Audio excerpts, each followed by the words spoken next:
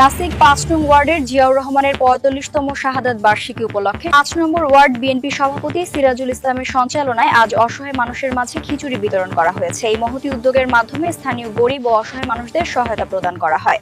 মহান স্বাধীনতার ঘোষক, বহুদলীয় গণতন্ত্রের প্রবক্তা, বাংলাদেশ জাতীয়তাবাদী দল বিএনপির প্রতিষ্ঠাতা, আধুনিক বাংলাদেশের স্থপতি ও স্বনির্ভর বাংলাদেশের প্রথম স্বপ্নদ্রষ্টা শহীদ রাষ্ট্রপতি জিয়াউর রহমান বীর উত্তমের ৪৫তম শাহাদাত বার্ষিকী উপলক্ষে গভীর শ্রদ্ধাঞ্জলি নিবেদন করা হয়েছে। নারায়ণগঞ্জ সিটি কর্পোরেশনের ৫ নম্বর ওয়ার্ডর সিদ্ধিরগঞ্জ বাজার রেবতীমোহন পাইলট স্কুল অ্যান্ড কলেজের সংলগ্ন এলাকায় অসহায়দের মাঝে খিচুড়ি বিতরণ করেন। এ সময় উপস্থিত ছিলেন নারায়ণগঞ্জ সাবেক শ্রম বিষয়ক সম্পাদক, সিদ্ধিরগঞ্জ থানা বিএনপির সদস্য সচিব এবং সিদ্ধিরগঞ্জ থানা যুবদলের সাবেক আহ্বায়ক শাহ আলম হীরা, আব্দুল মান্নান মোনা ৫ নম্বর ওয়ার্ডের সাধারণ সম্পাদক, মোহাম্মদ বাবুল ৫ নম্বর ওয়ার্ডের সাংগঠনিক সম্পাদক, আব্দুর রহমান তাঁতি দলের সভাপতি ৫ নম্বর ওয়ার্ড ও রাবেয়া সিরাজ মহিলা দলের সভাপতি ৫ নম্বর ওয়ার্ড। শহীদ রাষ্ট্রপতি জিয়াউর রহমান ছিলেন জনতার জিয়া।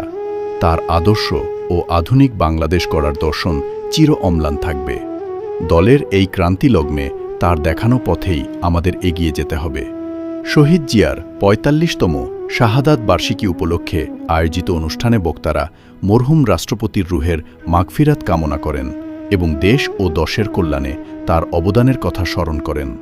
এ সময় স্থানীয় বিএনপি, যুবদল, ছাত্রদল ও অঙ্গ সংগঠনের বিপুল সংখ্যক নেতাকর্মী উপস্থিত ছিলেন। বাংলাদেশ জাতীয়তাবাদী দল নাসিক ৫ নং ওয়ার্ড বিএনপির পক্ষ থেকে সিরাজ সাহেবের সভাপতিত্বে আমাদের এই জেলায় গরিব দুঃখীদের মাঝে প্রেসিডেন্ট জিয়াউর রহমানের ৪৫তম মৃত্যুবার্ষিকী উপলক্ষে দোয়ার অনুষ্ঠান ও গরিবদের মাঝে খাবার বিতরণের অনুষ্ঠান আমরা ব্যবস্থা করেছি।